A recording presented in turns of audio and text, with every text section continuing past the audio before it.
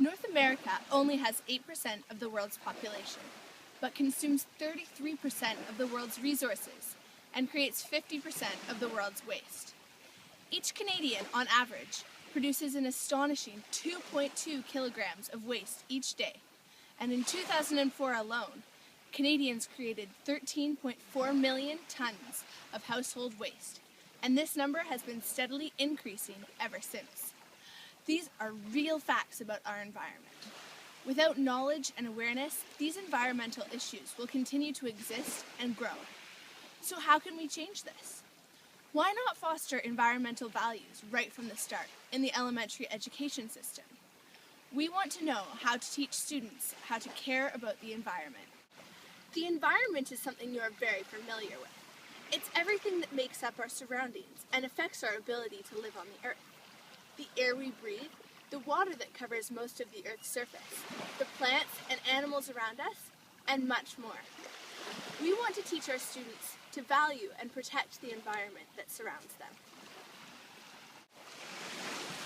Students need to become aware of environmental problems and develop a sense of responsibility for the environment. To do this, teachers can do many things. Here's our expert teacher, Dr. Gugensberg, to discuss how teachers can teach students to care about the environment. Oh, hello there.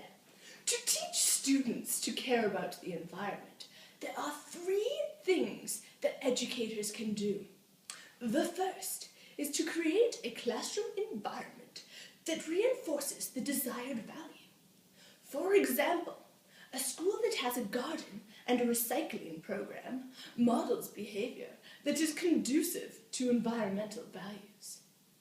The next thing that teachers can do is to facilitate direct experiences that evoke the desired sensitivities. In environmental education, this can come in the form of activities that show children the big picture, or books that touch on environmental issues. One example is to attach a plastic bag to every student's desk and have them put all their waste for one day in their personal garbage bag. At the end of the day, take your students outside to empty the bags on a plastic sheet and analyze and discuss what they are throwing away and where it will go. The third thing that teachers can do is to engage students in thoughtful deliberation about their values. This usually comes after an activity to consolidate students' feelings about the activity. It can be done in the form of a discussion, a journal entry, or any other type of reflection. I'm going to pass you on now to Miss Frizzle, a 3rd grade teacher who will discuss some things that she has seen happen in classrooms to encourage environmental awareness and care for the environment. Environmental clubs in schools allow students the opportunity to have an active role in their community on the environment. They are often student-run, and through them, students can tackle environmental issues that are important or relate to them. Fundraisers, cleaning up school grounds, school gardens, endangered animal projects, and awareness are examples of some things that are done by environmental clubs in elementary schools. More and more schools these days are planting school gardens. They provide a lot of cross-curricular benefits because students can learn about plants, science, and responsibility. School gardens are a luxury and are not found in all elementary schools. If already available, teachers should use the school gardens as a resource to foster their students' love of the environment. If they are not available, raising money to have a simple school garden will get students more involved in their school community.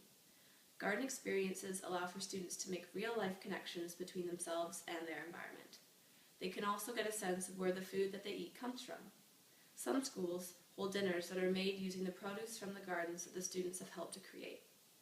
Here's Dr. Flinkenfluben, a composting expert, to tell you more about teaching students to garden and compost. With landfills reaching capacity, greenhouse gas emissions on the rise, and continual degradation of our soil, it is becoming more and more important to revisit the age-old practice of composting. It is hypothesized that humans have been composting since the very beginning of the food cultivation. Nature has always composted. Look at the leaves that fall from the trees, that disintegrate and break down into smaller particles that provide nutrients to the soil in which we stand. Composting is recycling naturally. It is the decomposition of natural materials by fungi, bacteria, and organisms, such as worms, into soil-like material. Compost is the black crumbly produce of composting. This is the nutrient-rich soil-like material produced by the composting process. The process of composting is ongoing. The more food waste we compost, the more nutrient-rich soil we can provide to plant and grow more food. Teaching students about composting gives students a chance to learn about the compost recipe, worms, and the processes that are involved for making a classroom compost bin.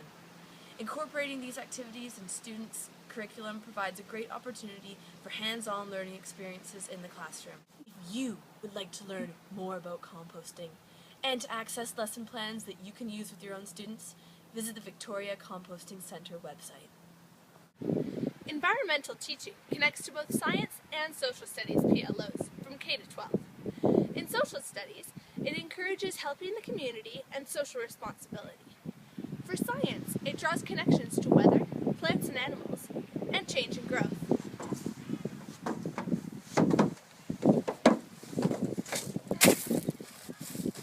To find out what children know about environmental education, we went straight to the students. We interviewed some students from Cordova Bay Elementary School. Because we cannot use the students' faces and names, we have reenacted the interviews ourselves, using direct quotes from the students. What is your favorite thing about the environment? How it's so pretty. Bottles, because they can be made into rocket ships. And lava. Getting to play outside. What is that? What do you like about nature, about the outdoors? I like all the cozy houses.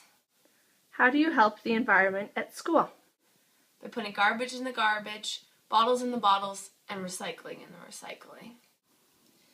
In our courtyard, we do this recycling thing where we empty our recycling towers and sort the stuff. Then they send it away. Stay inside because you don't step on anything special inside. I put my garbage in the garbage after recess. How do you help the environment at home? Turn off the lights.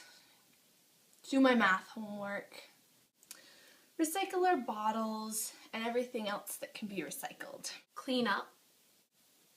I say to my mom that I can throw out the garbage so that she doesn't have to. What have your teachers taught you about the environment? Don't use so much car oil. She didn't even tell us. Reduce, reuse, recycle. That we only have one Earth, and you have to keep it clean and safe, or else it will die, like a plant. What should people do to help the environment? To don't hurt nature and water the grass and all the plants and flowers. Walk to school. You can ride your bike a lot. Recycle, donate to good causes. I don't know. Cover the chimneys with bricks. Why? To stop using chimneys because when the air is too hot, the polar bears get in danger. When garbage trucks pick up the garbage, where do they take it? Landfill. It's where all the yucky garbage goes to rot. It goes to a big drained lake and they burn it. To a garbage place and they crush it and everything. To the garbage place? Do you think that's a good way to get rid of garbage? I don't know. No. Yes. I don't know. Not all students are going to be affected by the lessons you teach about the environment, but many will be. It is important to begin to teach students about these values at a young age. They can learn and grow with a conscious knowledge about their surroundings and how they can affect them. As teachers teach about the environment, they are helping to create a new generation that will help to improve our world for the future.